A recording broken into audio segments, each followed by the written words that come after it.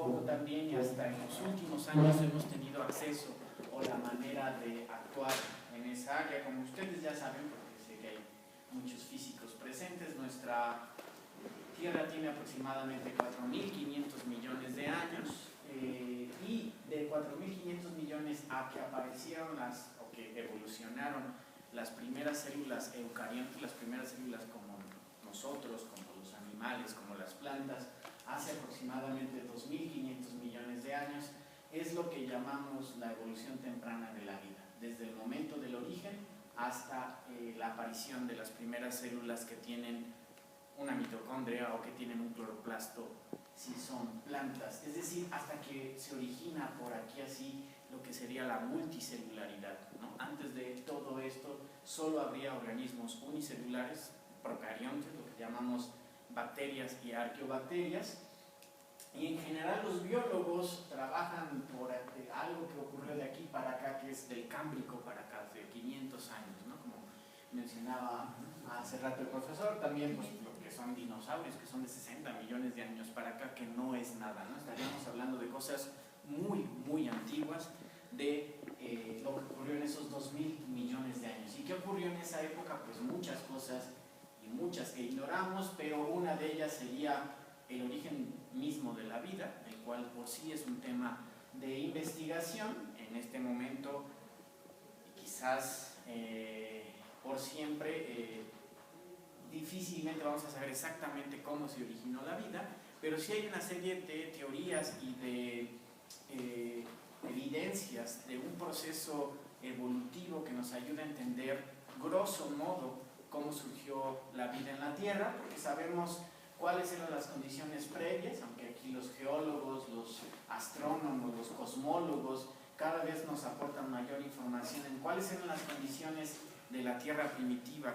qué compuestos tendrían esas charcas, qué compuestos estarían presentes en la atmósfera primitiva, para tratar de ver las condiciones de química prebiótica.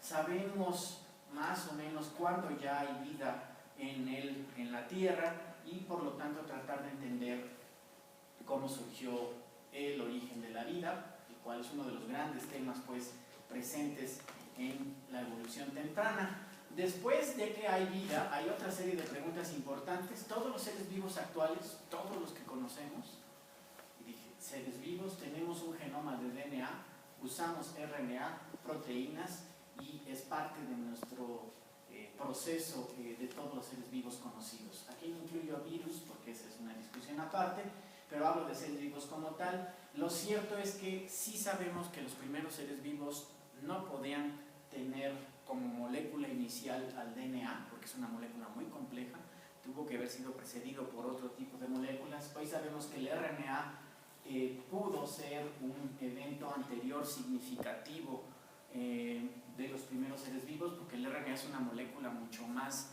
plástica que el DNA. El DNA guarda muy bien la información, pero no sabe hacer otra cosa, solo guardar información. Por eso los virus de RNA no tenemos es más difícil hacer una vacuna para un virus de RNA, porque el RNA muta muy fácilmente, muta muy rápidamente, a diferencia del DNA, que es mucho más estable. Pero el RNA puede guardar información, igual que el DNA, y además puede funcionar como una proteína, es decir, tiene actividad catalítica. Y por lo tanto, si sabemos que es muy probable que las primeras moléculas cercanas al origen de la vida serían moléculas como el RNA, que podrían guardar información y al mismo tiempo funcionar como una proteína e incluso autorreplicarse, que es parte de lo que se ha logrado hacer parcialmente, moléculas que se autorreplican en el laboratorio, que serían un modelo de lo que pudo haber ocurrido en etapas tempranas. Pero si esto fue cierto, hay que explicar cómo evolucionamos de RNA a DNA, RNA proteínas.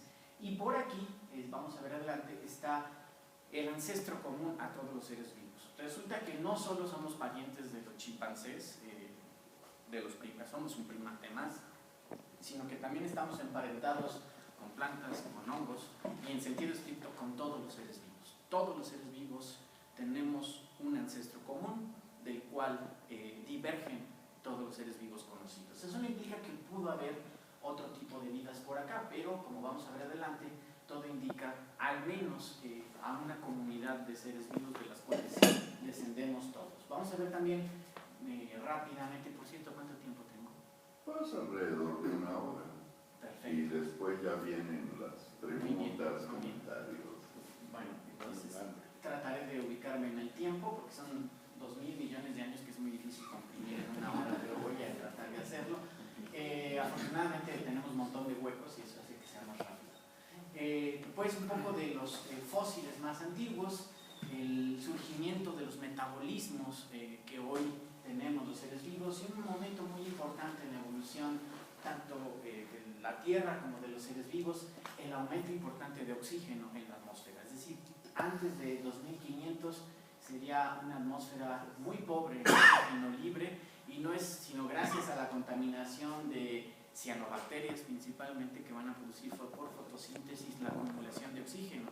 Y el oxígeno es una molécula como tal muy complicada para los seres vivos. En realidad, aunque hoy dependemos en parte de ella, también estamos peleando metabólicamente contra el oxígeno, y eso generó pues quizás una de las primeras grandes extinciones, pero como no había Greenpeace, pues nadie se dio cuenta.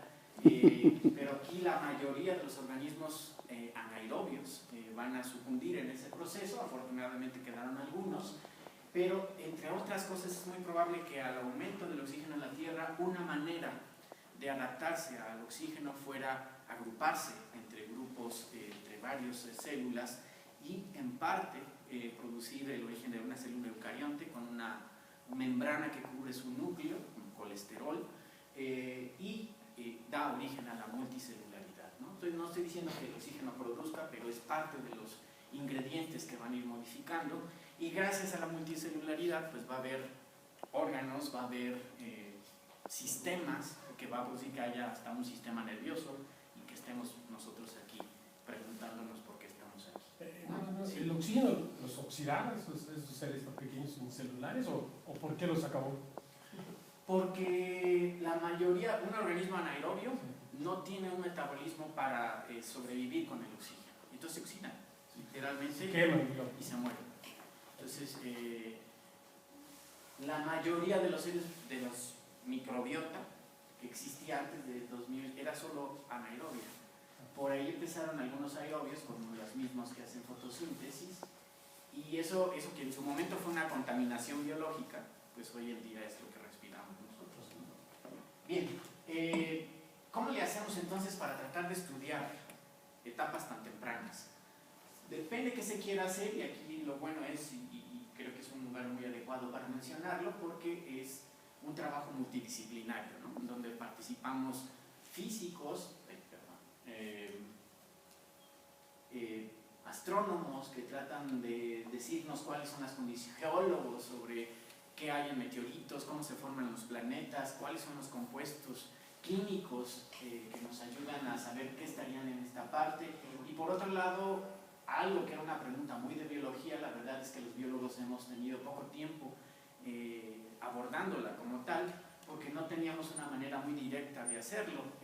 Los químicos, los bioquímicos, que podría ser la parte de los más implicados, pero hoy tenemos capacidad de buscar registro fósil más antiguo, ¿no? Siempre desde que hay paleontólogos se ha trabajado con fósiles, pero la mayoría muy recientes para estas épocas. Estamos hablando de microfósiles, de fósiles microscópicos, que son muy difíciles de que se fosilicen, uno, y dos, de que los encontremos. Además, la mayoría de las rocas de esa época de la Tierra ya se perdieron, ¿no? Por el mismo comportamiento de la Tierra. Entonces quedan muy pocas rocas tan antiguas en la Tierra, ¿no? Quedan en Groenlandia, en Sudáfrica, en Australia, y creo que fuera de eso hay muy pocos lugares tan antiguos. Entonces, bueno, pero hoy ya hay algunos fósiles, y lo que es la última herramienta en los últimos 30 o 20 años que nos ha permitido acercarnos a etapas muy tempranas, que es el uso de genomas de DNA completo, genomas secuenciados, que, como saben, en 1995 fue el primer genoma completo secuenciado de un ser vivo como tal, que fue Haemophilus influenza, en una idea de llegar en algún momento al genoma del humano, y en 1995 había uno. Hoy hay más de 3.000 o 4.000 genomas completos secuenciados que podemos analizar los biólogos,